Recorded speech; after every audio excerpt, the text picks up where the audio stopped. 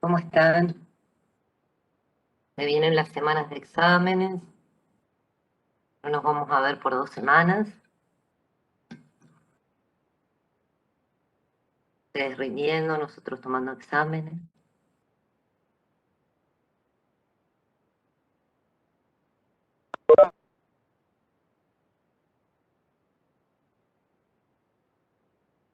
Buenas tardes.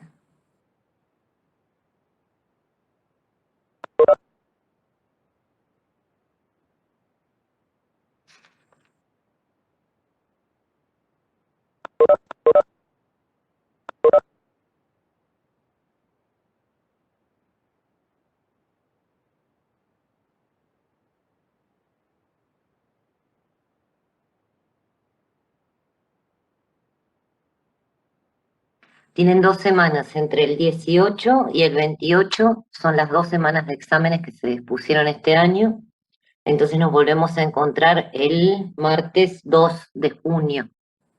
Ahí vamos a ver la última técnica cualitativa, que es historia de vida, y después el jueves tenemos el repaso y después ya tienen el segundo parcial.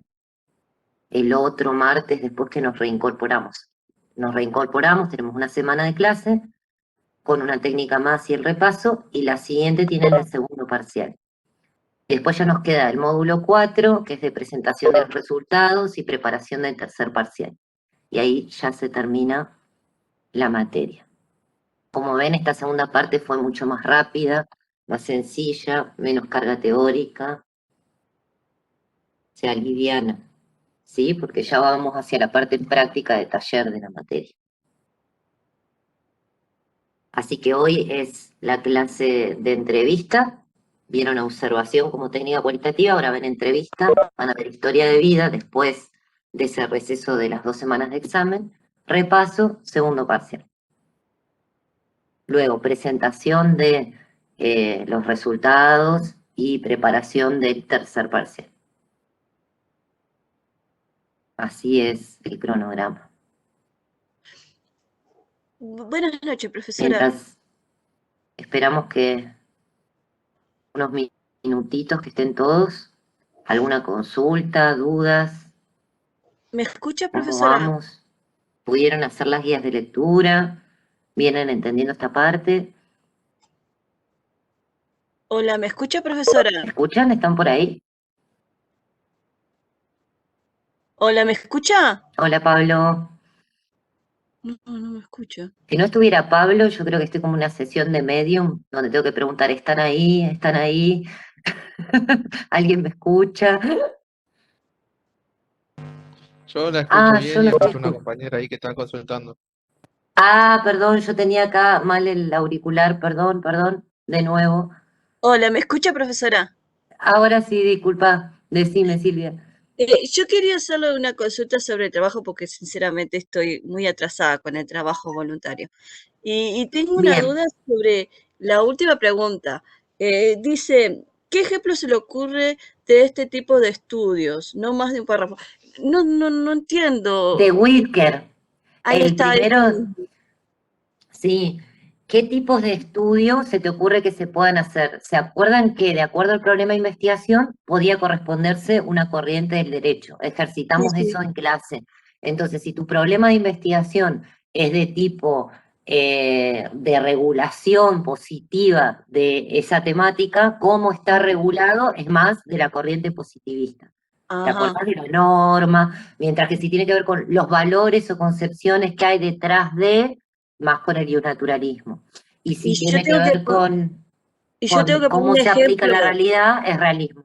Vos tenés que poner un ejemplo de problema de investigación o de trabajo jurídico que tenga que ver con alguna de las corrientes del derecho. O Ah, incluso un abordaje tridimensional, como el de Rail. Y ya preguntás todo.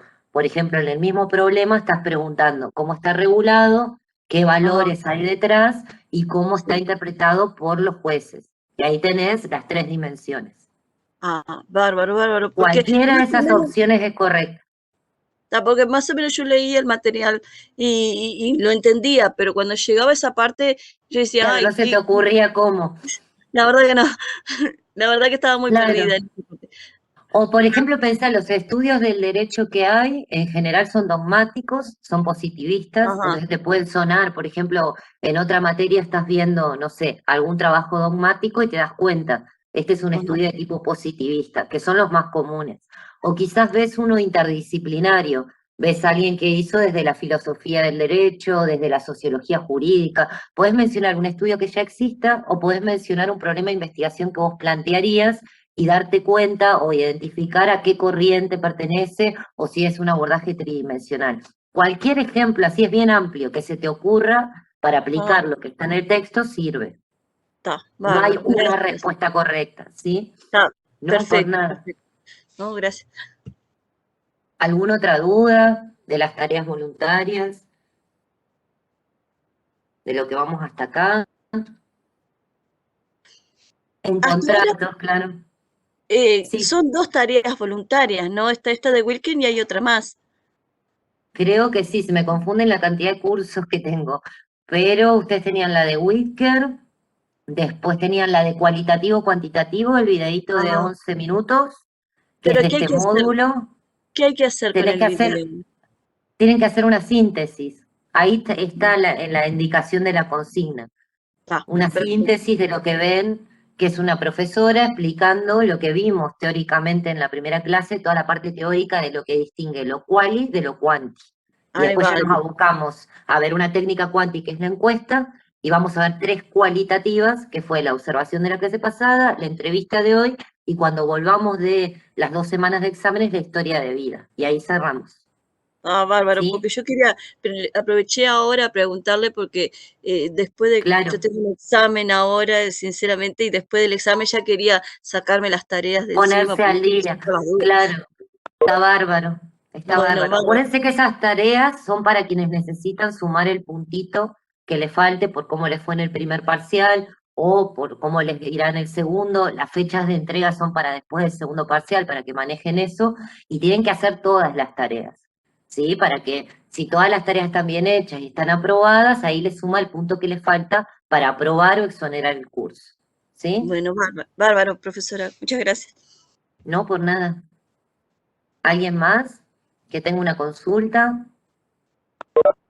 O arrancamos con la entrevista.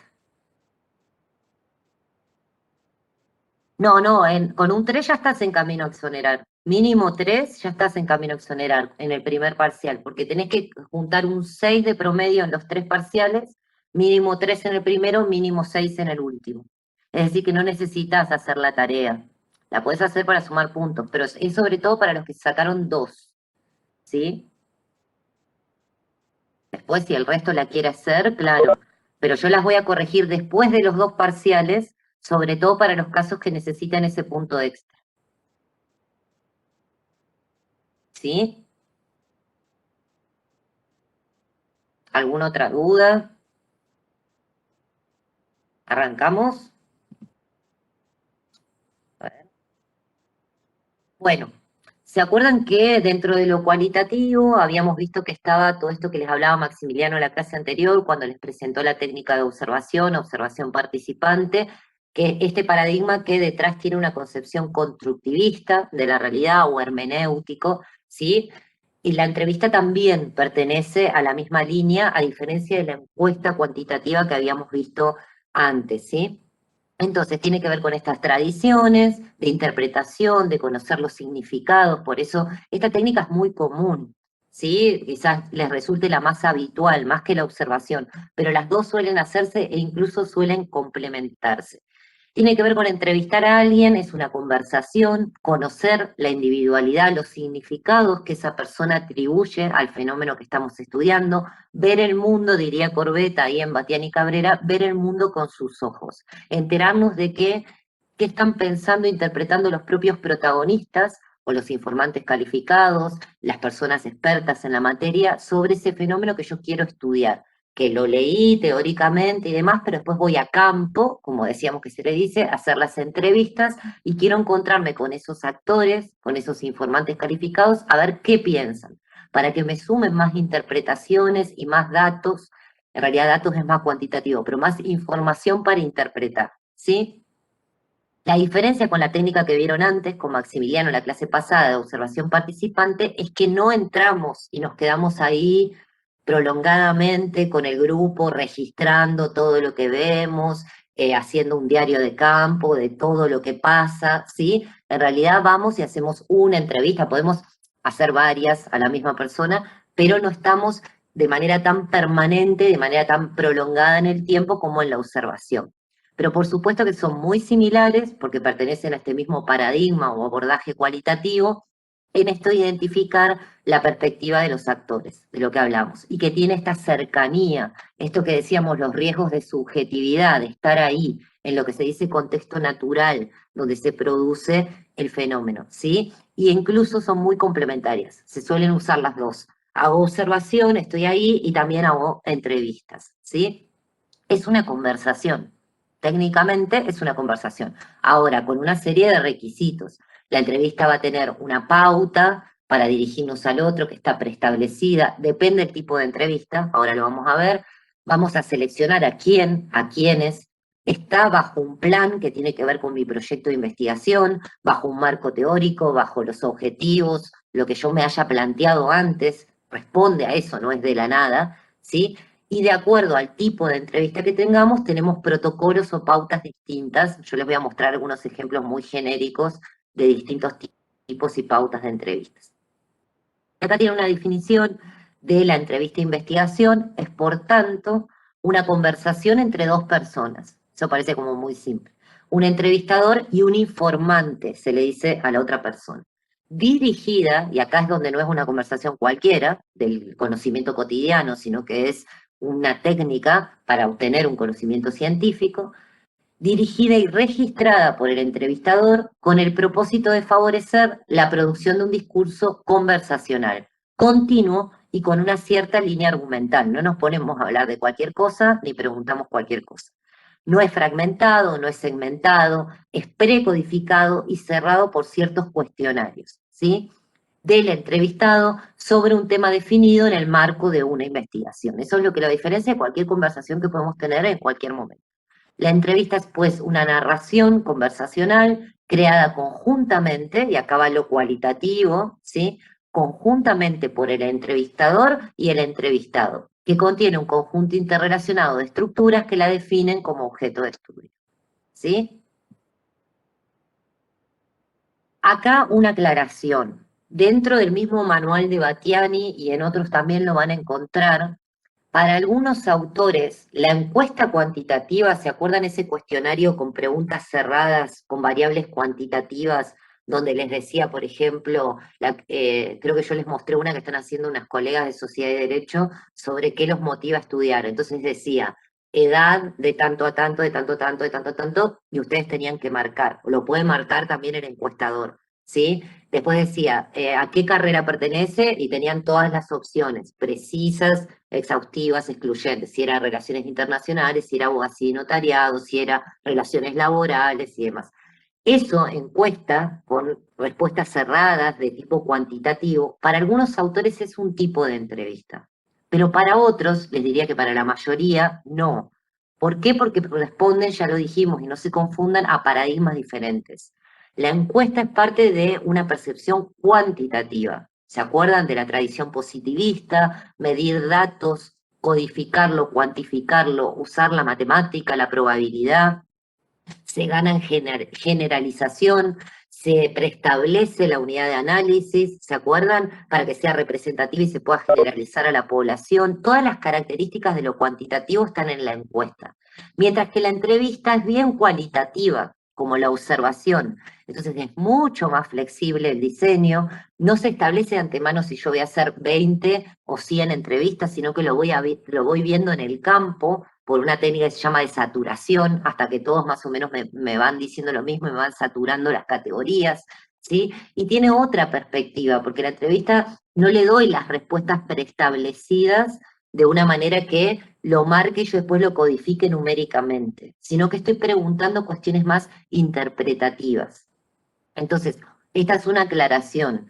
Una cosa es la encuesta cuantitativa y otra cosa es la técnica de entrevista cualitativa. Lo que pasa es que en el protocolo a veces se parece, ¿sí? se parece a alguien que genera un disparador y la otra persona contesta. Pero es muy distinto hacer una encuesta, ¿sí? Lo que hablábamos en la clase de ir a cada hogar y tirarle las opciones, ir tildando, a sentarme y ponerme a charlar y que de ahí deriven otras cosas, que es la entrevista. ¿Se entiende esto? Que encuesta no es lo mismo que entrevista, que encuestas quanti y entrevistas quali, ¿sí? ¿Qué tipos de entrevistas hay? La clasificación más común es esta. Van a haber dos clasificaciones que dicen lo mismo en los distintos autores. Bastián y Cabrera siguen tomando a Corbeta y les dice, entrevista estructurada sería la más cerrada, sin que sea una encuesta, donde se hacen las mismas preguntas a todos los entrevistados con la misma formulación en el mismo orden. Es la más rígida. Semiestructurada, que es la más común, les diría, es donde tenemos una serie de temas o preguntas para trabajar y formular durante la entrevista, pero decidimos más libremente el orden y no necesariamente preguntamos a todos ni en el mismo orden, sino que trabajamos más en términos de conversación. Es como la intermedia. Mientras que la no estructurada directamente es una conversación muy libre. Hay una especie de disparador que yo puedo fijar como una pregunta muy genérica y a partir de ahí dejo que conversemos. Yo tratando de hacer esta técnica, haciéndola, de hecho tuve una entrevista de 7 horas. Yo no les puedo explicar lo que lleva desgrabar eso. En el medio, por supuesto que el entrevistado iba al baño, almorzábamos, tomábamos mate. Claro, pero después de grabar 7 horas y sacarlo contundente de 7 horas es como un montón de trabajo. Sí, pero existe, es una forma de sentarse a conversar lo más libremente posible. Otra opción, que es la que yo usaba más regularmente, es esta que les digo como semiestructurada. Yo había 3 o 4 preguntas que estaban, las tenía escritas, pero ya las tenía memorizadas. Hay que tener esto de la atención flotante, de estar pendientes de lo que yo busco para mi investigación, porque la persona me va a hablar y hay gente que habla como en un cassette, onda jugador de fútbol, contesta así, siempre igual, y se puso un cassette, y uno tiene que tener la forma de sacarlo de ahí, de las respuestas que siempre da y demás, y empieza a establecer una conversación, pero a veces se puede ir por las ramas.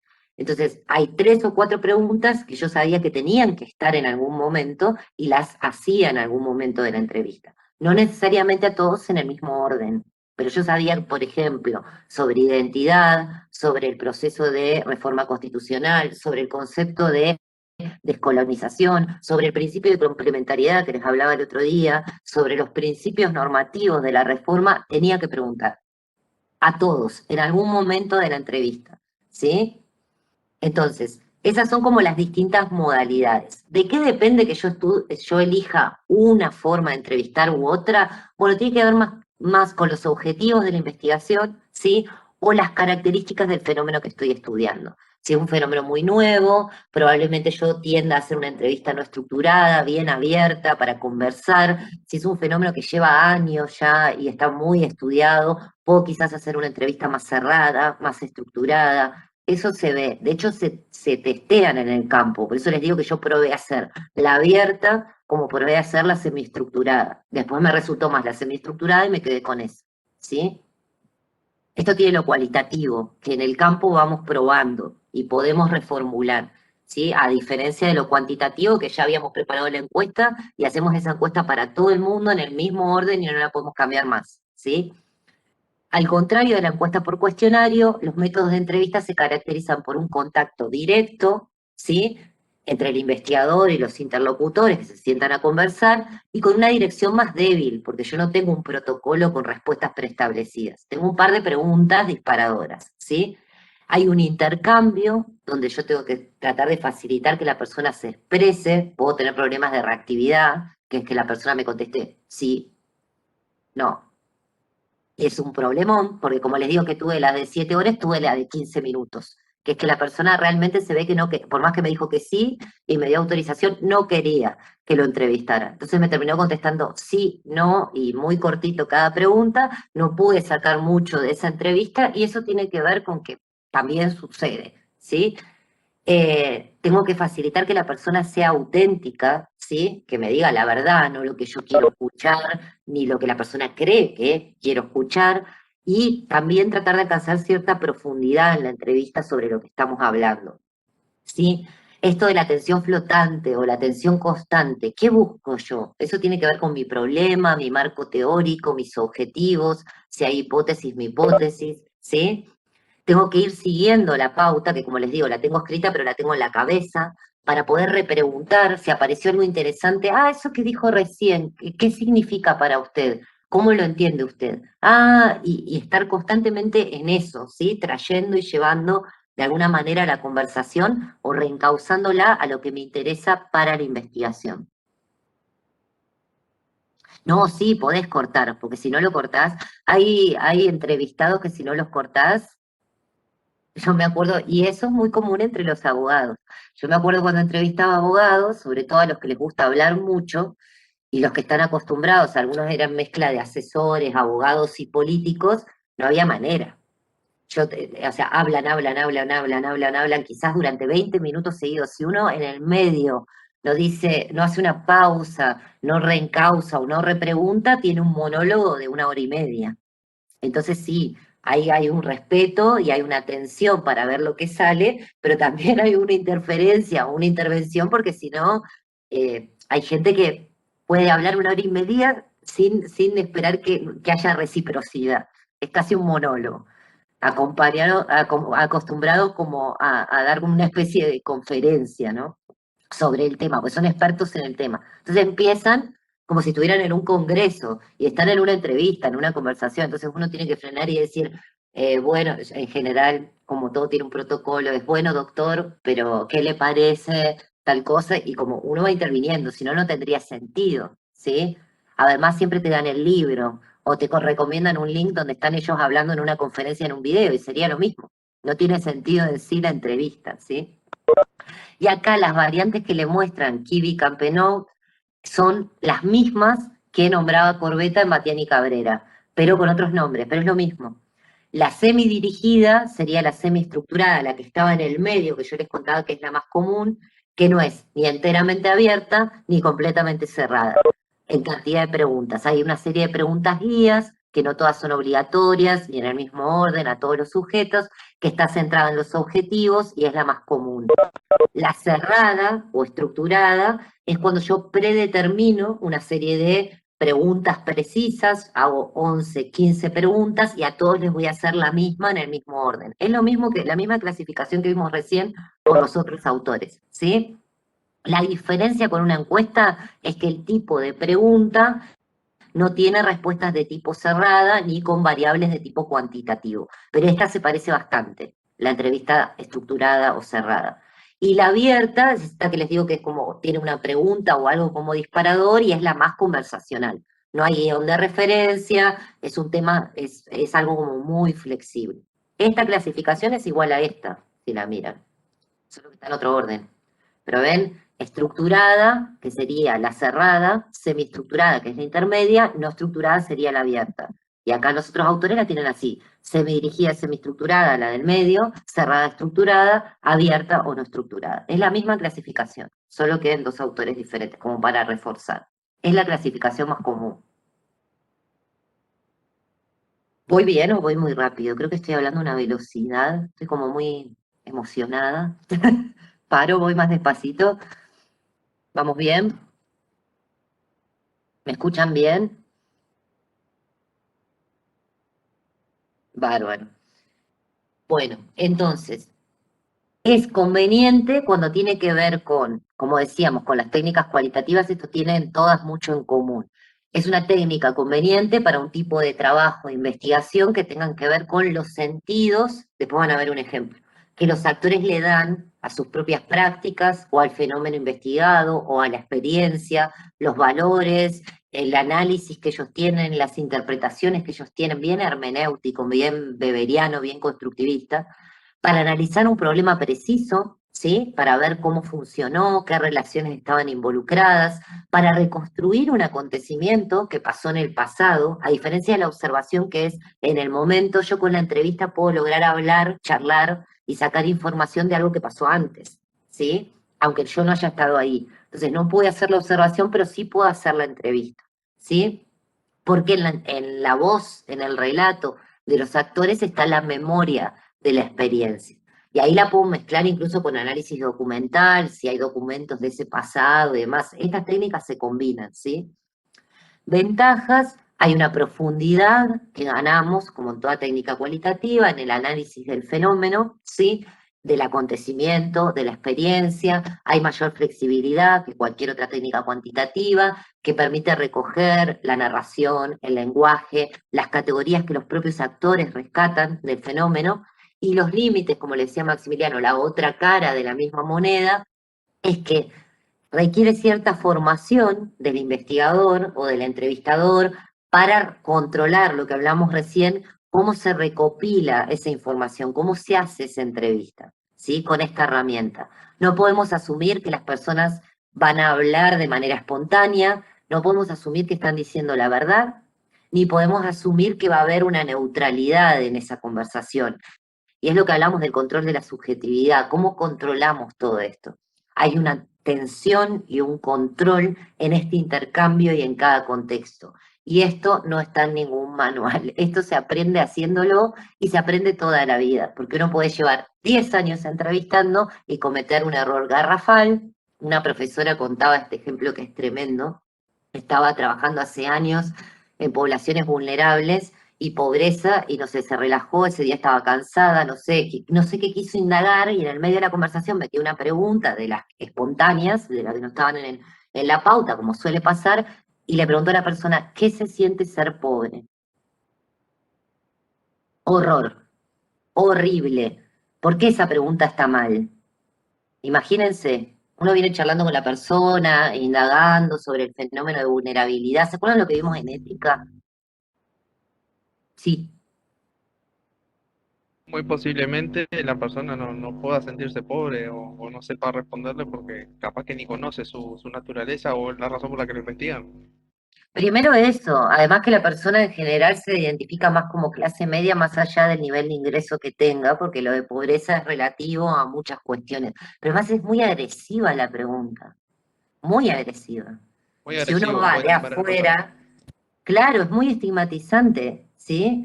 Otra que contábamos, bueno, de un equipo de investigación en el que yo estuve en Córdoba, también en una población de barrios que habían sido trasladados del centro de la ciudad a las afueras, se llaman barrios ciudades, es un ejemplo como el de Brasil, de las favelas, ¿sí?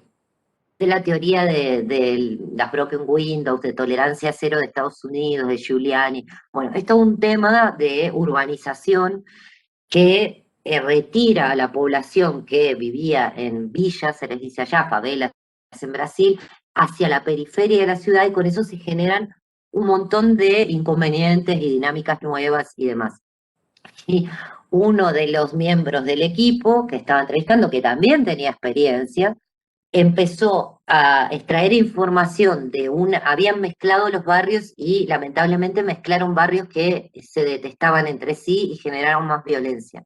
Esas luchas históricas de identidad barrial que tienen que ver con clubes de fútbol y demás.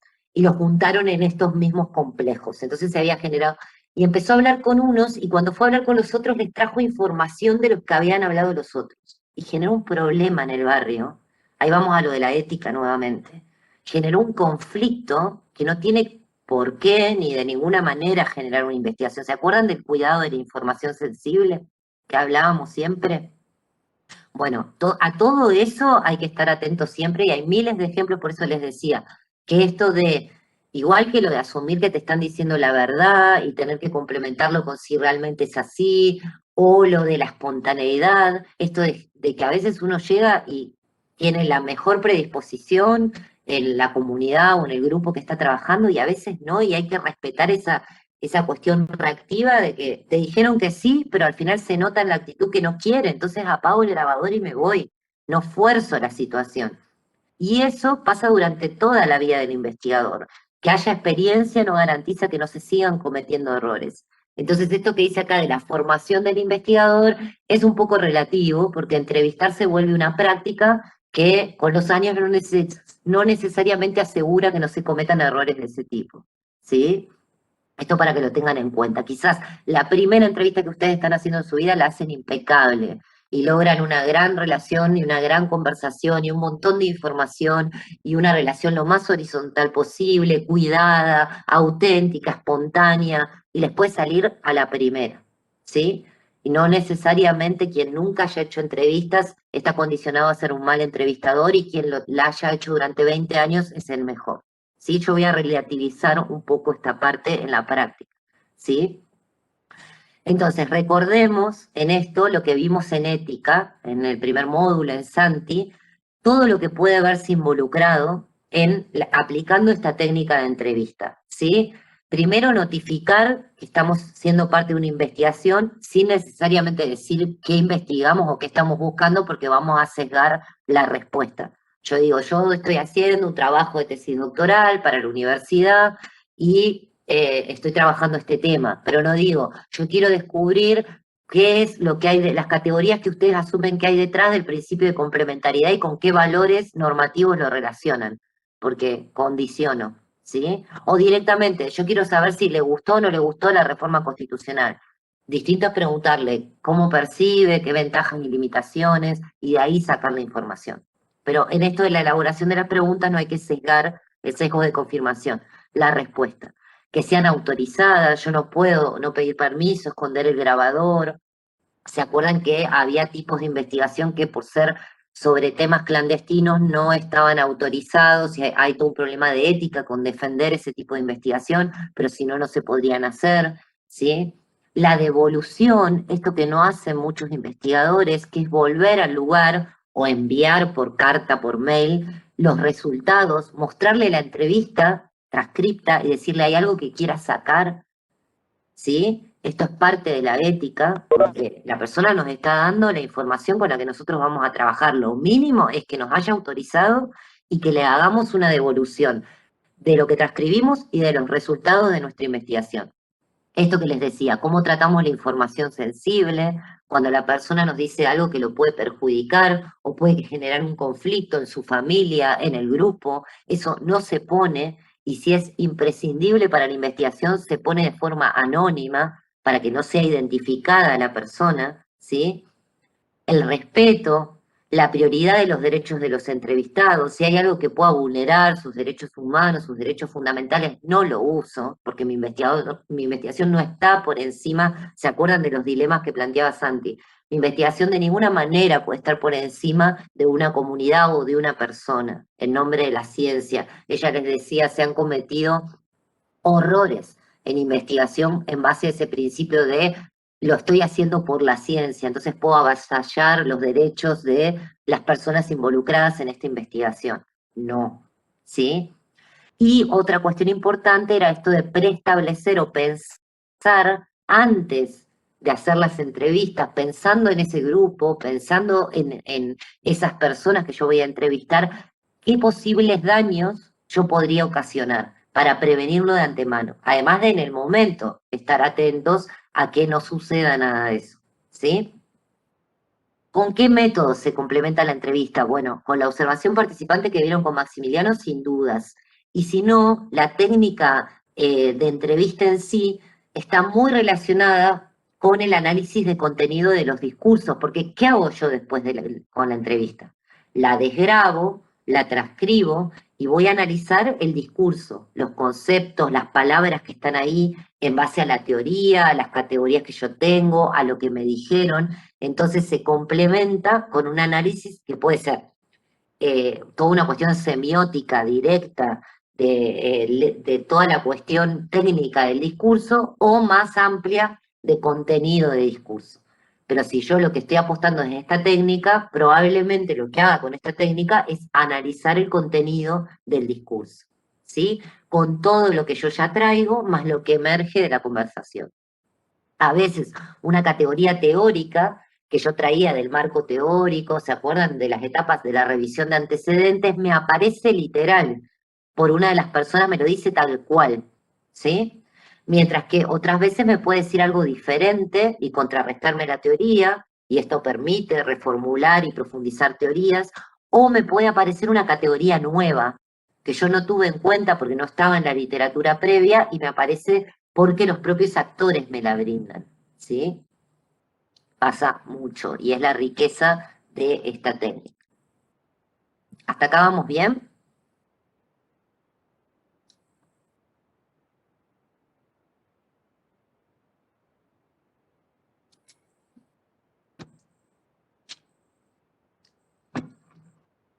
Bueno, entonces vamos a las pautas, pero esto es como muy genérico para que lo vean nomás. ¿Cómo sería una pauta en los distintos tipos de entrevistas? En la que más se usa esa intermedia, semidirigida o semiestructurada, este guión previo de preguntas abiertas.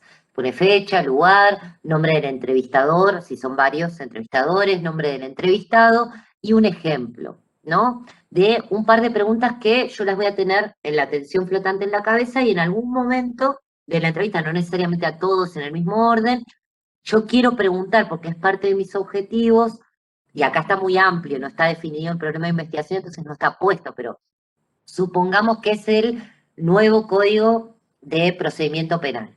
Y yo quiero entrevistar a los expertos, a los abogados, a los magistrados que están trabajando con el código de procedimiento. Entonces, yo puedo decir, a todos tengo que saber cuál es su consideración, porque parte de mis objetivos es ver las representaciones o concepciones que tienen los operadores jurídicos sobre el nuevo Código de Procedimiento Penal. Están mis objetivos. Entonces, en algún momento a todos les voy a preguntar cómo considera que la modificación del Código Procesal Penal ha impactado en los procedimientos, si lo acoté mucho, sobre los delitos contra la propiedad, si lo acoté a eso, si no a otra cosa, por darles un ejemplo. O cuáles serían para usted las principales características o las ventajas o desventajas, potencialidades o límites de este nuevo Código de Procedimiento Penal, y así, preguntas como genéricas, pero que son parte de una pauta que yo tengo escrita ahí en la cabeza, que yo en algún momento le voy a preguntar a todos, porque este es el nudo respecto a mi problema, mi marco teórico y mis objetivos. Y de eso quiero comparar las respuestas y quiero extraer información. Y el resto es una conversación más libre, donde me pueden aparecer un montón de cosas y yo repregunto y hablamos de otros temas, ¿sí? Incluso si varios entrevistados me están diciendo algo muy similar que yo no tenía en mi pauta, o uno me está diciendo algo muy significativo que yo no había pensado, a la próxima entrevista yo lo puedo agregar, ¿sí? Porque no lo había pensado, ¿sí? Una pauta de una no estructurada parece casi que periodística, pero el periodista no tiene un proyecto de investigación, objetivos, diseño, marco teórico, pero en este sentido es similar a que hay un disparador y que conversen, ¿sí? Así les dicen los autores. Entonces, fecha, lugar, nombre del entrevistador, o los entrevistadores son varios, nombre del entrevistado y la pregunta disparadora de toda la conversación. Para comenzar, podría decirnos cuál es su consideración sobre, y ahí atájense, ahí charlan todo lo que surja, todo lo que salga, traten siempre, o se trata siempre de estar pendientes de no irse de todo del problema de investigación. Y probar en esta que es súper libre, la abierta, la no estructurada, la riqueza que tiene no tener una serie de preguntas pautadas. Y el opuesto, perdón, en el otro extremo, acá la cerrada, estructurada, que está ahí con la encuesta cuantitativa, solo que el tipo de respuestas es diferente, es un cuestionario pero con preguntas abiertas. El ejemplo que les da ahí es para niños y niñas. ¿Le gusta el colegio? ¿Qué cosas le gustan más y menos? ¿Defectos y virtudes de sus maestros? ¿Qué le gustaría y no puede hacer en el colegio? ¿A qué le obligan y no le gusta hacer en el colegio? Y esto es para de alguna manera codificar en los niños y niñas la actitud hacia el colegio de rechazo o aceptación, de escasa o mucha participación, de una aceptación pasiva o moderada del colegio al que van, etc. ¿Sí? Como ven, la cerrada ya está muy preestablecida, se hace en el mismo orden a todos y es muy parecida a la encuesta, solo que no tiene esta cuestión de variables cuantitativas como la encuesta. ¿Sí?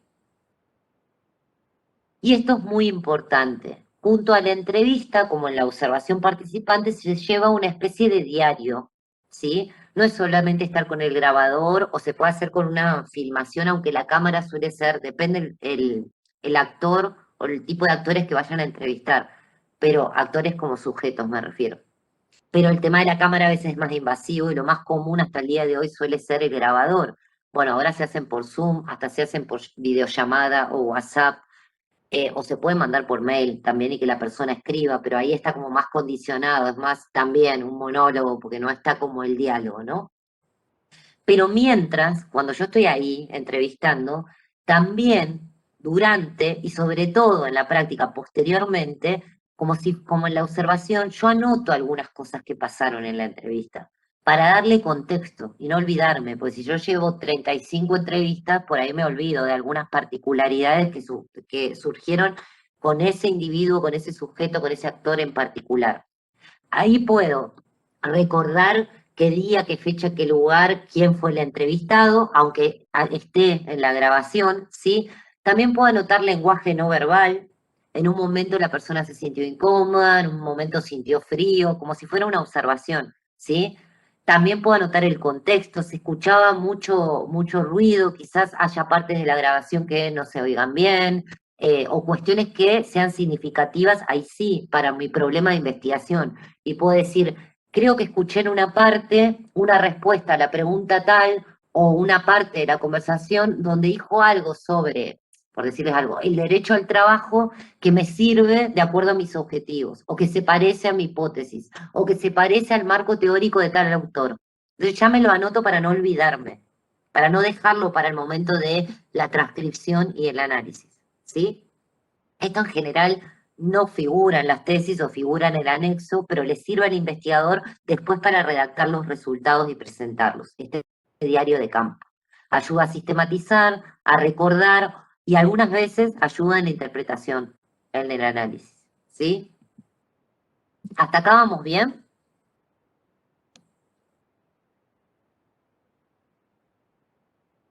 ¿Se entiende la técnica? Vamos bien.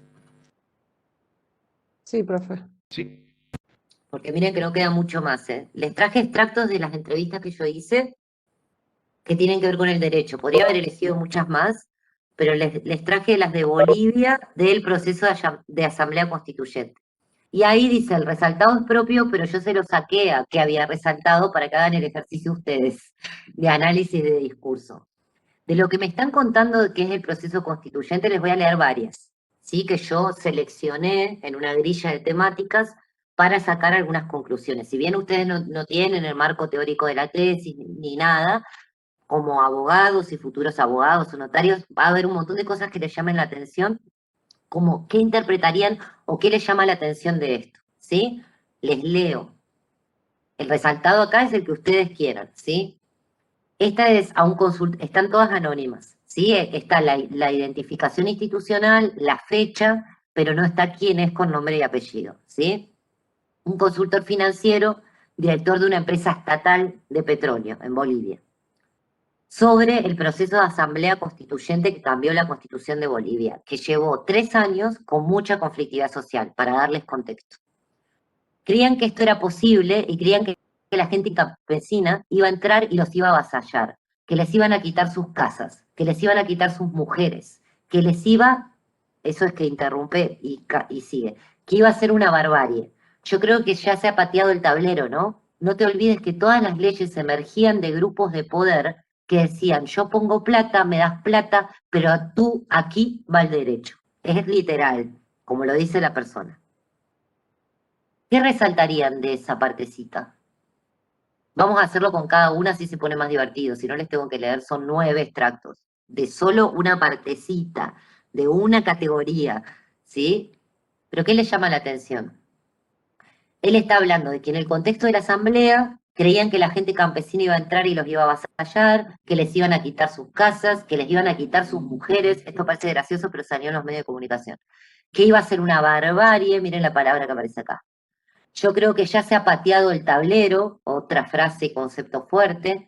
No te olvides que todas las leyes emergían de grupos de poder que decían, yo pongo plata, me das plata, pero tú, aquí va el derecho.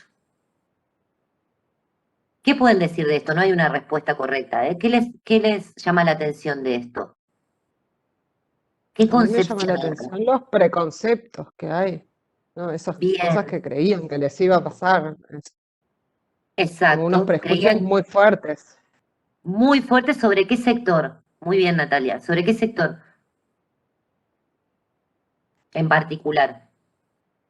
Y de los campesinos, ¿no?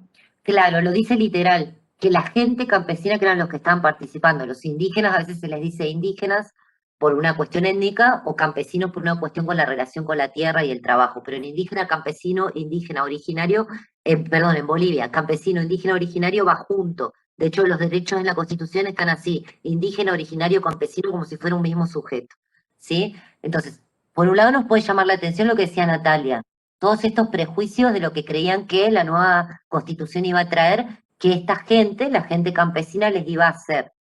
Y esto de acá abajo, ¿qué pueden sacar de lo siguiente? Que ¿Qué el les llama derecho la se atención? movía porque aportaba más dinero. Exacto. También una consideración de que el derecho era producto de una posición y era producto de grupos de poder, también lo dice literal, ¿sí? Como concepción. Vamos a la otra. Esta es una entrevista a un asesor técnico que Profe, participó de la asamblea. Sí, perdón, no entendí bien esa sí, sí, parte, por eso no, cuando hablan porque lo dice así. Sí, de las leyes, eso. Él está hablando ujú. como diciendo, los que tenemos plata somos los que apoyamos las leyes, entonces no vayan en contra nuestra, o Siempre una fue onda así, así. está diciendo. Claro, está diciendo, siempre fue así. Los grupos de poder, yo pongo plata, ahí sale el derecho. Lo está asumiendo, ¿sí? Por lo tanto, los otros no tienen por qué ser parte, digamos, los campesinos. No, Ah, no, ok, está bien, gracias. no, no, por nada. Más, Lo que pasa es que como más se está escribe diciendo que el literal, derecho lo forma el dinero. claro, pero no le parece extraño, ¿eh? Lo tiene naturalizado, ¿sí?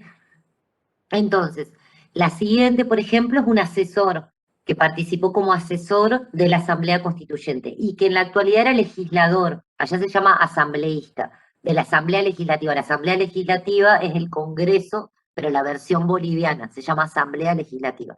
Entonces, esta persona por el MAS, el movimiento de Evo Morales, ¿sí? Entonces, tenemos una persona que fue asesor en la Constituyente y que era en ese momento lo que sería un legislador, un asambleísta, ¿sí? Para que vean los distintos sectores.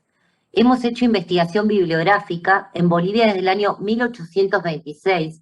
Con la primera constitución, según cuentan solamente, han participado 46 personas en la elaboración de la constitución política del Estado.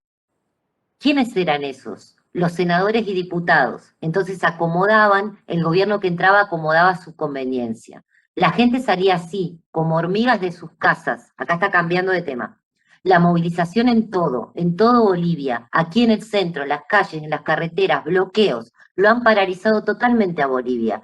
Mira cómo la gente cuando se moviliza no hay ley que pare. Miren esa frase, aunque literal suena rara y hay que entenderla varias veces, pero miren, porque lo dice así, pero mira cómo la gente cuando se moviliza no hay ley que pare, ¿no? A pesar que la Constitución es lo máximo. De esto, ¿qué sacarían? ¿Qué se repite acá respecto a la anterior? Hay como dos dimensiones, ¿no? De Las las que hablan personas a la del vez. poder, Otra vez lo de las personas del poder, que solamente 46 personas participaban de la elaboración y reforma constitucional.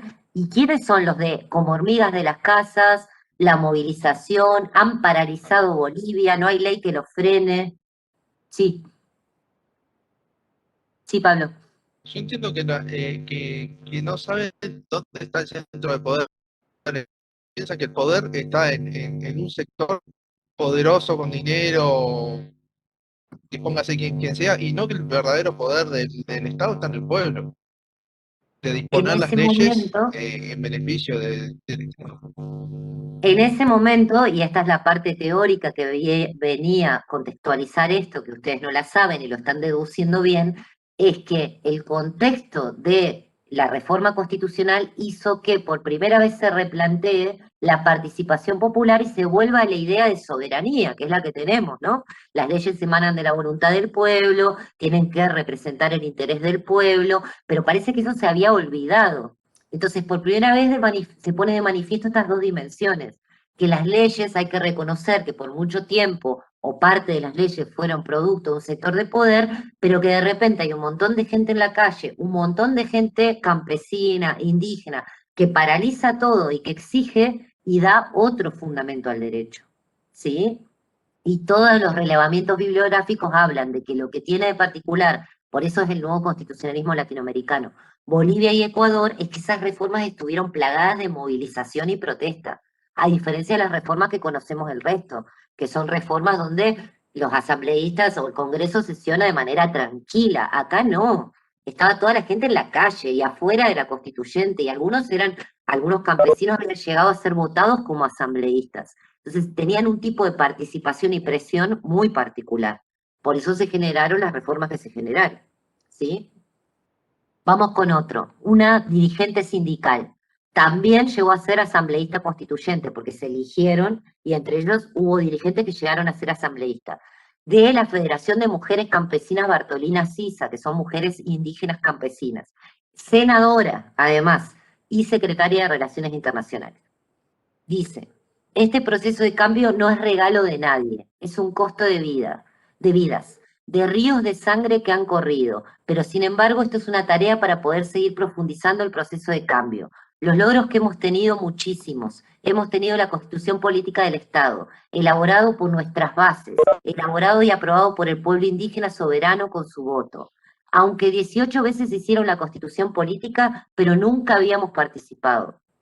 Recordar es triste, pero sin embargo hay que recordarlo, porque para llegar a esto donde estamos, de verdad que sí nos ha costado mucho, mucho.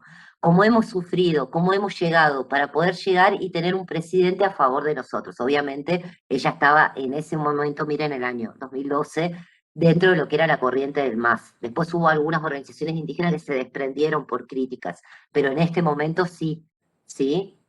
Obviamente su percepción. Acá tienen tres sectores distintos: el financiero y empresarial, el más técnico, abogadil, asesor, legislador, y el del movimiento social, propiamente del movimiento social. Acá que encuentran, otra vez, mucho más enfatizado con las palabras que usan, Sí, ¿sí? ella vuelve a hacer énfasis a que por primera vez participa y no es solo producto de las posiciones de poder, la Constitución. Exacto. Y cuando dice costo de vida, ríos de sangre como fuente del derecho, Como eso es revolución, complejo. ¿no? Claro, claro. ¿Se acuerdan que Pero a hablamos su muchas vez veces también ya? lo, Mm. lo, lo toma desde un lugar como de dolor, pero de orgullo de esa De revolución. Y bueno, reivindicación, sí. eso. De reivindicación, sí, eso es cierto. Hemos hablado ya de Boaventura, de Sousa Santos, el abogado y sociólogo y demás, que habla de que el origen de todo derecho es revolucionario. Todos los derechos burgueses, los derechos sociales, todos los derechos tienen un origen revolucionario. Lo que pasa es que después se establecen en el tiempo y naturalizamos como si hubieran sido producto de un diálogo, pero el origen de todo derecho tiene que ver con una lucha, un reclamo de un sector, ¿sí? Por supuesto, está recontra lleno de carga emocional. Sí, porque además ella fue protagonista de esas luchas. Después llegó a ser asambleísta como referente, ¿sí? Pero ella siendo parte de esta organización, había sido parte. Entonces ella lo vivió en la calle. Por eso lo está contando así, ¿sí? Y de seguro El choque también de paradigma. en ese Sí, entonces era sí. senadora ya, ¿no? Sí, ahí ya Por lo que decía sí. ahí. En el Entonces 2012 ya también, era, sí. también el hecho de en ese momento ya poder estar desde adentro y todo, eso también debe de tener mucho de la carga Sí, emocional, cambiaba, porque, cambiaba. por- porque que haya cambiado todo de tal manera de que el gobierno ahora los representaba y que incluso ellos mismos eran parte de ese gobierno, seguramente también movilizaba mucho. Sí, tenía toda una carga. De hecho, hay un montón de entrevistas que tienen, que yo tengo en el diario de campo, se emociona, ¿sí? Había como todavía una cuestión. Tienen que pensar, como me pasó a mí, que cuando llegué me enteré, por ejemplo, que incluso en esos años, miren, 2012, incluso ya había llegado Evo Morales y había sido la asamblea, todavía había población indígena que no miraba a los ojos a la población blanca. ¿Sí? Estaba mal visto, no se podía levantar la cara. Y la misma población blanca decía como una novedad, me miran a los ojos, ¿sí? Había bares o lugares como si fuera un apartheid, donde los indígenas no podían ir. Y de hecho, como servidumbre, caminaban detrás de las personas blancas. Entonces nos parece Lo que algo pasa es que rarísimo, cambiar ¿no? eso es mucho más difícil. Lleva Son cosas tan muchísimo tiempo. arraigadas que, Sí, digo, siendo que fue tan difícil el cambio constitucional y todo, este otro es mucho más difícil, ¿no? sí, todo lo que tiene que ver con racismo, descolonización, de hecho hasta el día de hoy sigue estando en disputa porque es una sociedad muy polarizada en ese sentido, ¿sí? Y son muchísimos años. Entonces cambiar esas micro relaciones coloniales, incluso la colonización subjetiva de la propia persona indígena. En México pasa que te dicen mande, cuando te ven blanco, dicen mande. Es una expresión que viene del campesinado y del indígena, como mándeme, como patrón mándeme, ¿sí? Que tiene que ver con la época de la esclavitud y demás. Entonces eso que parece una pavada, que es una expresión, tiene una carga, ¿sí? Sigo. Esto es un activista indígena campesino del Movimiento Sin Tierra, otra organización de la Vía Campesina y también ligado a Bartolina Sisa, pero es un varón, ¿sí? Que no fue asambleísta, sino que es activista pleno. Se había generado toda una movilización social, popular, indígena, originaria, campesina y de trabajadores. Miren todo lo que es ese sector, justo sin querer puse esto, pero quiero que se vaya. Pero ahí está toda la identidad junta, originaria, campesina, indígena y de trabajadores, de todos los sectores populares de nuestro país. Esperen que quiero sacar esto y no me deja. Ahí está. Donde se exigía, por ejemplo, cambios estructurales en la economía, cambios estructurales en el sistema jurídico, esto es lo que nos interesa a los abogados, en el tema de la justicia, cambios estructurales en torno a la cultura, cambios estructurales en torno a lo político, en torno a todo. Entonces, es el movimiento social que transformó las leyes. Miren esa frase. Es el movimiento social el que transformó las leyes. Y obviamente esta transformación se plasmó en este tema, en la constituyente. Ahora, de que las leyes de por sí cambien algo, mentira. Es mentira. Tiene que estar aparejado un proceso de asimilación, de empoderamiento y de cambio real. ¿Qué está diciendo acá? Claro, de que se refleje en la realidad eso que se cambió en el papel es otro proceso. Son dos procesos. Uno es que el movimiento social haya traído los nuevos derechos y otro es que el movimiento social garantice que se cumplen. Es decir, no puede parar la participación y la intervención. ¿Sí? Y son dos cosas distintas. Una es haber logrado que se consagre, pero puede que quede dormido, lo que Garradera llama las cláusulas dormidas. Son muy bonitas, poéticas, pero no se cumplen. Entonces, Eficacia cuidado con real, eso. ¿no? Claro, sí, realismo jurídico, eficacia, ¿sí? Esto estaba vinculado a la parte teórica de realismo. Acá tenemos un maestro de la Asociación de Maestros, ¿sí? La sociedad ha sido parte fundamental de este proceso de cambio, que es la gente en el área rural. Ahí hay indígenas y campesinos, que quizás ha sido discriminada más de 500 años. Ellos son los que ahora están en el poder. Entonces, ellos son los que arrastran. Ellos son para mí una parte fundamental de este cambio. Otra vez, ¿por qué yo habré puesto este pedacito acá?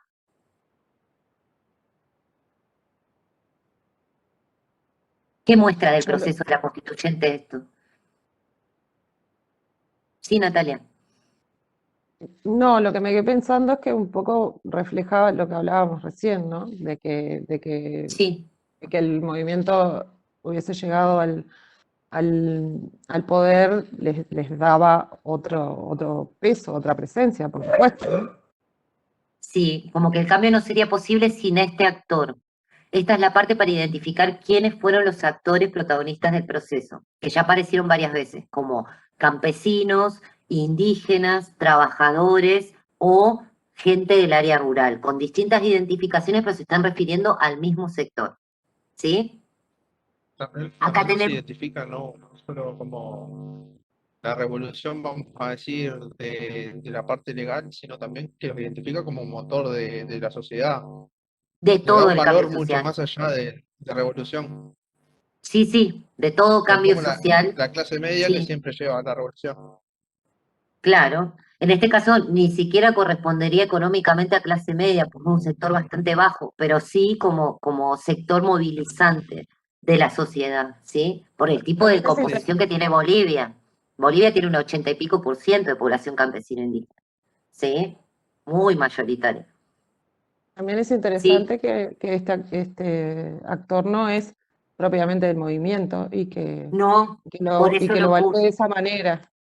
Exacto. Piensa que yo tenía un montón de entrevistas y por qué habría agrupado estas trayendo gente de distintos sectores. Porque yo tengo 40 de activistas que dicen, fuimos el motor, costó vidas, dejamos la vida en la calle, pero pongo una, ¿sí? Y después pongo otras en relación. Eso después lo ven cuando hacen el trabajo, ¿no? Pero es para mostrarles. Yo agrupo fragmentos de distintos sectores para ver determinados conceptos que me interesa o categorías que me interesa anudar o destacar que se corresponden con lo que dice la teoría al respecto, ¿sí? Los especialistas en el tema. Lo corrobora.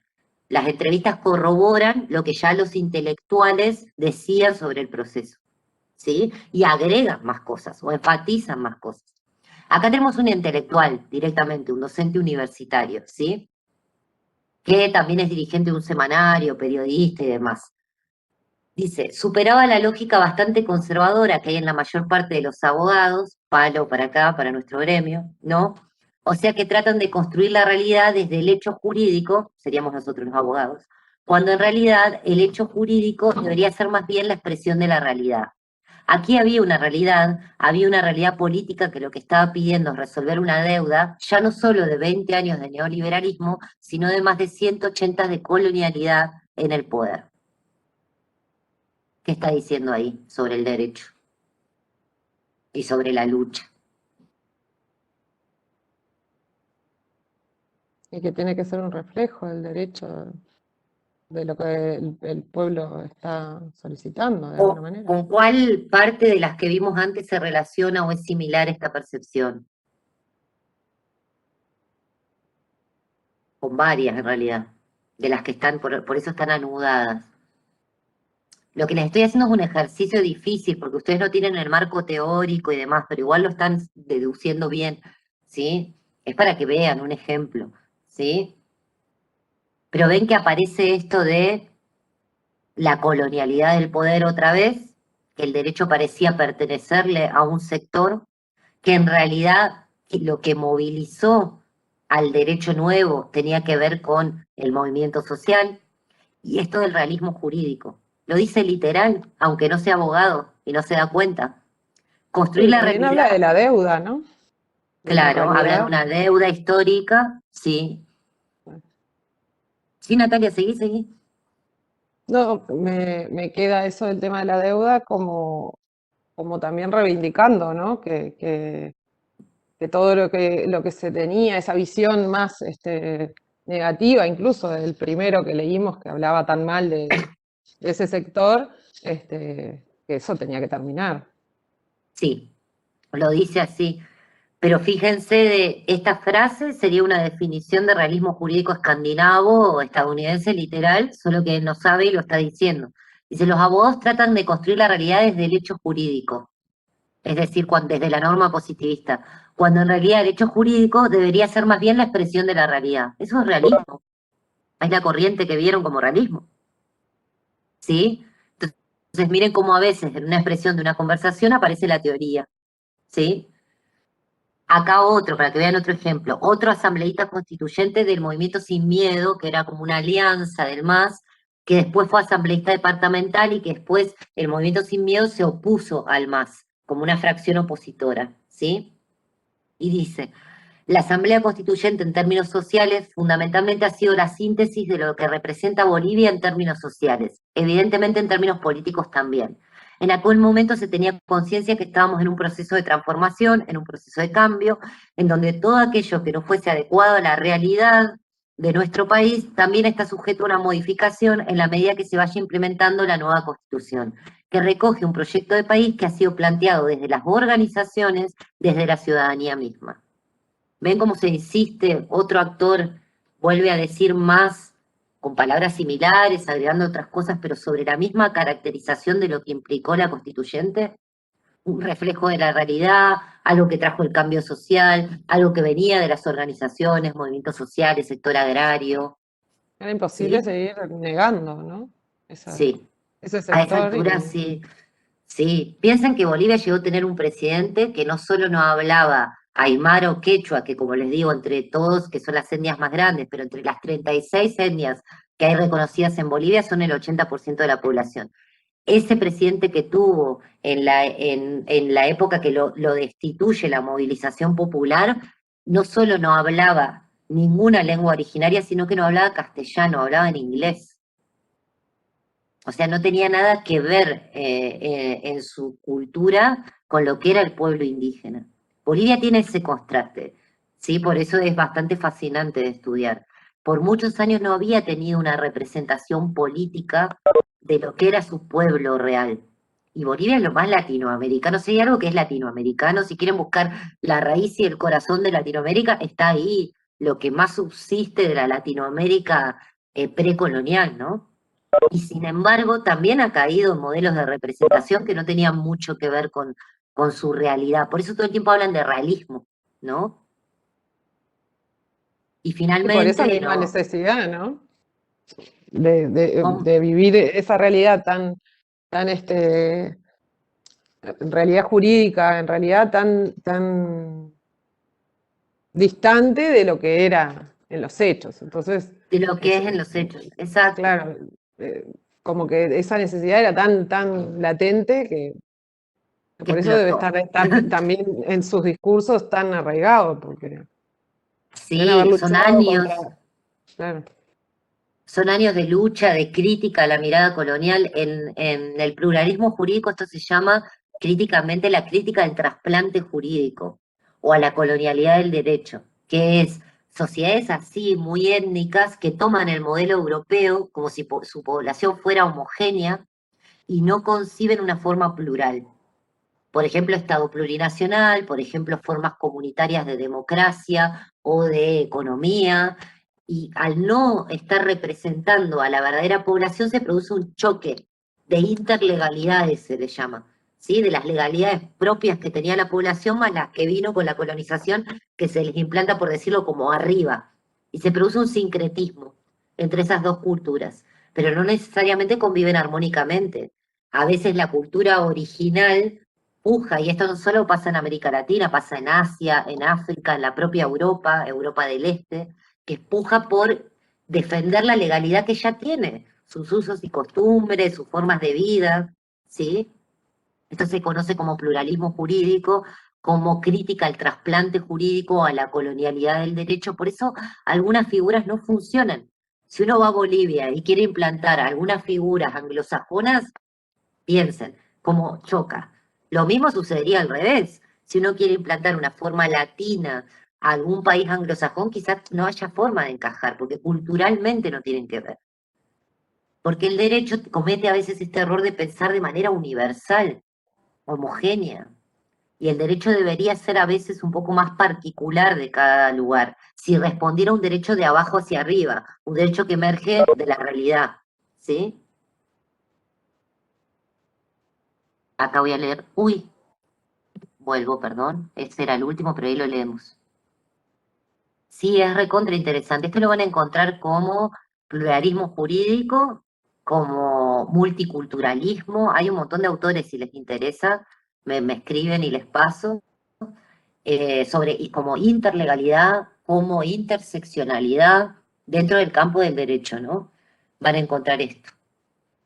Bueno, y los últimos, como para que tengan también una socióloga, ¿sí? Que después fue asambleísta, diputada del Movimiento Sin Miedo, este que se excindió como oposición del MAS. Una demanda largamente construida en el país, ¿no? Sin tener la referencia venezolana, y esta es una aclaración que a mí me cambió el marco teórico. Se decía que el nuevo constitucionalismo latinoamericano de Bolivia y Ecuador tenían como antecedente la reforma venezolana del 99 de Chávez, que fue una reforma constitucional que cambió a una constitución muy social. En realidad nada que ver, porque la venezolana no tuvo asamblea constituyente, referéndum aprobatorio, ni toda esta cuestión indígena, era más bien socialista al estilo clásico, ¿sí? Cuando yo voy a entrevistar a Bolivia y Ecuador, me doy cuenta que nadie tenía de referencia, ni había habido asesores, ni tomaban como ejemplo, ni se parecen las reformas constitucionales de esos países. Entonces, acá me cambió lo que yo tenía como marco teórico. Yo tenía una nota al pie que decía, el antecedente del nuevo constitucionalismo latinoamericano es la reforma venezolana del 99. No, lo tuve que sacar. Era un error conceptual de algún autor que sin hacer trabajo de campo pensó, bueno, la última de la década del 90, en un contexto supuestamente más socialista, entre comillas, debe ser parecida a esta del 2008 y a esta del 2009 de Ecuador y Bolivia, que no tenían un modelo chavista, tenían un modelo propio. El modelo de Bolivia es el modelo de García Linera, Evo Morales tiene el nombre de capitalismo andino, comunitarismo, pero no socialismo, como en Venezuela. El modelo de Ecuador, de mucho menos, de Correa, tiene el nombre de revolución ciudadana, de ciudadanía, no habla de socialismo. Entonces eran conceptos diferentes, pero se agrupaban y acá aparece, no solo en ella, aparecen en un montón de entrevistados en Bolivia y en Ecuador. Pero acá aparece esto. Fue una demanda largamente construida en el país, ¿no? Sin tener la referencia venezolana, sin tener la referencia ecuatoriana. Fue un mecanismo que los pueblos indígenas de tierras bajas, porque es una separación que se hace en Bolivia, particularmente encontraron para construir un nuevo inicio entre los bolivianos y bolivianas. Se tenía esto que creo que quedó atorado en el sentimiento de casi todas las generaciones en este país, que fue el sentido de exclusión, y lo repite, lo reitera, lo enfatiza, el sentido de exclusión como motor de la reforma, ¿sí? Entonces ya les conté, porque era parte del marco teórico, que lo que me sirvió de esta referencia tenía que ver con el no atar la reforma de Bolivia ni la de Ecuador a Venezuela, ¿sí? ¿Y qué más vuelve a decir acá? ¿Qué vuelve a enfatizar? Y otra vez Alguien de está la hablando de la oposición. necesidad de reflejar la realidad. Exacto, otra vez realismo jurídico y otra vez el movimiento del cambio por parte de los que habían sido históricamente excluidos, estos sectores que nombramos. De un periodista, funcionario después de la vicepresidencia, es una innovación para el propio derecho, para la historia del derecho. Los juristas ya no son los letrados, ojo acá, ya no son los doctores, ahora somos los humildes campesinos. Los que tenían sus maestrías en Derecho Constitucional, los capísimos del área, estaban pues, ¿y ahora qué hago? ¿Por qué Estado plurinacional? ¿Qué es summa camaña? Que se traduce en aymara como buen vivir. Porque son principios rectores. Los principios rectores son también fuente del derecho. ¿Y cómo interpretan? Recuerdo, ¿qué es república? ¿Qué es Estado plurinacional? Y empezaron a debatir de qué es, cómo se hace. Increíble. ¿Qué está contando acá que pasó? A la interna. El choque cuando se encontraron las dos partes. Claro. ¿Por qué? ¿Por qué dice los capísimos del área? Y bueno, ahí seguramente hay un tema de egos, ¿no? De los Sí, y que hasta de siempre habían estatus sido social. reconocidos Claro. por su actividad y por sus estudios, por la academia, Ujú. de alguna manera, contra esta gente que viene y quiere hacer lo mismo. ¿Dónde estudiaste? Exacto. ¿Y de dónde aparece esto? ¿Cómo lo interpreto? Si yo consagro un principio que es el summa camaña, que es el buen vivir, el respeto a la naturaleza, ¿cómo lo interpreto? Es completamente nuevo para el derecho, ¿sí? O Estado plurinacional, ya no Estado-nación. ¿Cómo hago? Si yo estudié años bajo el concepto de Estado-nación. Pablo, No iba a decirle que justamente y son conceptualizaciones nuevas que tienen que armar, pero que no son muy distintas porque son principios rectores, o sea, no son diferentes a lo que hayan estudiado en el naturalismo, solo es un nombre distinto de algo que ya conocen. sí, de hecho hay gente que dice que en realidad esto es volver a una forma ius natural del derecho, empezar a regir el derecho por principios y no tan positivista que él señala. Otros mezclan, que es una especie de mezcla entre ius naturalismo y realismo, que es lo que hablábamos recién. Muy bien esa interpretación, ¿sí? Pero lo que él está diciendo es, estaba el estatus de los especialistas y vinimos nosotros como campesinos indígenas, trajimos nuestra experiencia que tiene un nombre de cómo normativamente nos regulamos y quedaron tecleando de cómo interpreto esto. en el marco de la teoría que yo tengo que es positivista, ¿sí? Y como vos bien decías, Pablo, es una muy buena observación, eso se puede adentrar, bueno, Natalia también lo decía, tanto dentro de la corriente del naturalismo como del realismo jurídico, o una combinación de ambas, ¿sí? El pluralismo jurídico ni hablar, es decir, hay una coexistencia de cosmovisiones del derecho que están ahí, pueden armonizar o estar en tensión, pero están ahí conviviendo, ¿sí? Y no sería homogénea, porque estos grupos traen principios nuevos. De hecho, Ecuador hizo un apartado de derechos de la naturaleza como sujeto de derecho. Y ahora los que siguen el antiespecismo y el derecho animal usan esa reforma constitucional, esa parte de la reforma como referencia. Pero es la única constitución, no sé si del mundo, pero de la región seguro, porque Uruguay tiene el derecho al agua y Argentina tiene tratados internacionales y demás, pero es la única que tiene un apartado de derechos de la naturaleza como sujeto de derecho, ¿sí? Como si fuera una persona. El otro día Y eso, sí, el profesor de obligaciones contaba que en Colombia creo que estaban haciendo cosas así, pero con los derechos de los animales. Estaban claro, teniendo como unas todos los innovaciones muy... muy grandes, Sí, ¿sí? Muy sí, grandes, creo todo que lo que es había algo de, derecho, no sé si un juicio o algo por los derechos de un oso, una cosa así, y decía, puede ser, es súper innovador, aunque sí, también, bueno, criticable en muchas cosas, sobre todo en Colombia, ¿no? Pero, sí. pero sí que tienen ese avance hacia otras zonas donde en general no se llega con el derecho. No, esa va a ser un área que para mí va a avanzar porque está avanzando la cosmovisión cultural que hay detrás, que es que el ser humano deje de ser tan violento con la naturaleza o las especies y empieza a considerarse parte de eso, y eso no es solo una cosmovisión indígena, es una cosmovisión que también tienen los europeos o los anglosajones ambientalistas, y ahí viene toda una avanzada de derechos de la naturaleza y derechos de los animales, de no maltrato, que creo que llegó para quedarse, aunque siempre es discutible y tiene sus límites, pero eso se está viendo. Bueno, Ecuador directamente le dedicó todo un apartado en la Constitución, ¿sí? Y la última, para ir cerrando, un economista que después tiene que fue el director de Participación Ciudadana de Vicepresidenta, de Vicepresidencia, que dice, es bien interesante cómo se discutía la Constitución, los pilares fundamentales, no las partes técnicas, miren esto, en las regiones más alejadas del país, o sea, gente que no es abogada ni especialista, ¿no? Estaban al tanto, participaban, discutían, hacían sus propuestas, y eso es verdad, porque yo tuve que analizar los documentos donde ellos escribían sus modelos de constitución, ¿sí? No le ponemos nombre todavía porque no es socialismo, y miren cómo acá la teoría que los quiso forzar a esa teoría clásica de la izquierda queda desvinculada. No le ponemos nombre todavía porque no es socialismo, ni comunismo, ni comunitarismo. Hay una conciencia muy fuerte de la gente de que lo que se está construyendo es algo novedoso, es algo que está en proceso y que tiene que justamente ajustarse a lo que se necesita, a la necesidad histórica, a la perspectiva histórica, y no adelantarse a implementar modelos ya diseñados en otros lados que no se adecúan a nuestra realidad. ¿Qué está diciendo? ¿No caer en qué? Esto es importantísimo. En las etiquetas de otros lugares. Exacto, en el dualismo izquierda-derecha que caracteriza a Occidente. Esta propuesta viene de otro sector, no es el sector tradicional del sindicato, de la izquierda, es un sector que incluso es anterior, ¿sí? Anterior como cosmovisión. Entonces, no nos etiqueten de un lado, del otro, queremos que se siga correspondiendo con las necesidades y con la realidad de nuestro sector, ¿sí?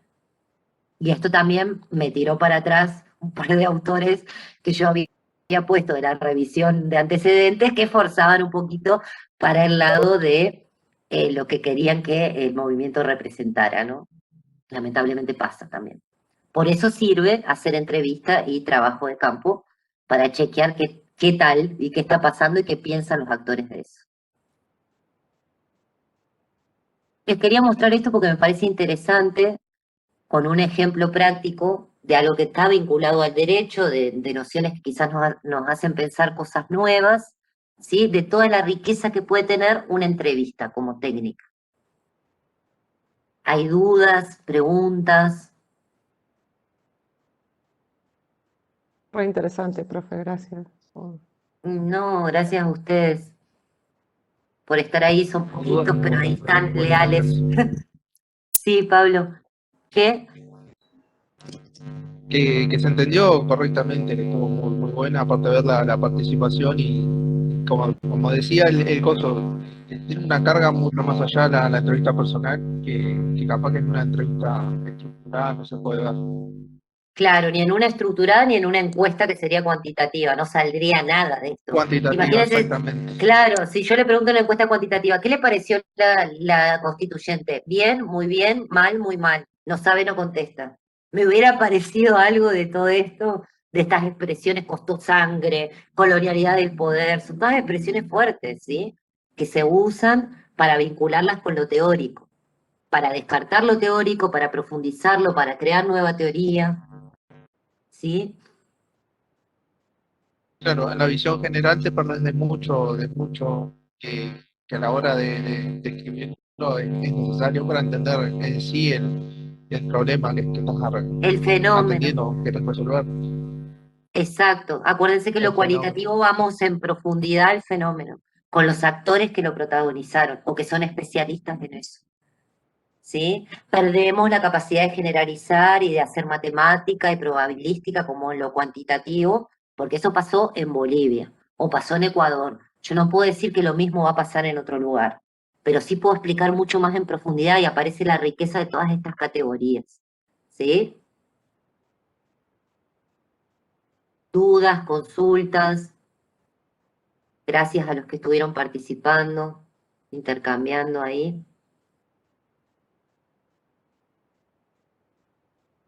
Nos volvemos a encontrar después de 2 semanas, el martes 2 de junio, ¿sí? Con la última técnica y después el repaso antes del parcial. Cualquier cosa me escriben por Eva. Hola, profesora. Sí, ¿Me escucha? Quiero hacerle una consulta, no es mi caso, es el caso de una compañera, pero ella no se anima a hablar con usted porque dice que tiene vergüenza. Ella, no, bueno, el tema es que ella se sacó un 1 en el primer parcial y ella le hizo la tarea, pero dice, no, tiene dudas si bajarse, si seguir, y no se anima a hablar con usted. Yo le dije, habla con ella. Y bueno, sí, le pregunto por ella, está que ella bien, Silvia. quiere continuar, pero como ella se sacó el 1, ella no sabe Sí, si tiene posibilidades o no. el problema es que lamentablemente del 1 al 3 tenemos 2 puntos y es mucho. Claro, Entonces, a quien me obvio. han preguntado, y para que sea justo para todo el mundo, y en cualquier materia en realidad pasa esto, en realidad es para los que tienen 2. Los que quedaron Está, en 1 ya no podrían, ¿sí? está, Lamentablemente es así para todos, ¿sí? está. Bárbaro. Yo ya le mando mensaje a ella porque estaba con esa Bárbaro. duda si bajarse, si no bajarse. Y bueno, está, Que le me dije que pregunte privado por Eva, si no.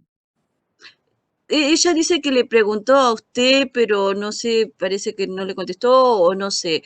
Y le digo que Claro, igual porque le voy a contesta. preguntar. Pero sí, Le- contestarle eso. Lamentablemente no, 2 puntos es mucho para subir con las tareas. 1 punto sí, Está, yo le digo eso. ¿sí? Bárbaro, gracias. No, por nada. Bueno, muchos éxitos en los exámenes las semanas que vienen, y nos reencontramos entonces el 2, ¿sí? Profe, Buenas y noches. después de Sí. eso Tenemos empezamos, 2 clases y el segundo parcial, y después sí, empezamos el último módulo y la preparación del último parcial, en las últimas semanas, que vamos juntos, onda taller, ¿sí? Acompañándolos a la perdón entrega que, del último, no, acompañándolos a la se me entrega del enloqueció el último. perro. Sí, no hay Eh, problema. Así que no le escuché, no logré escucharle la respuesta.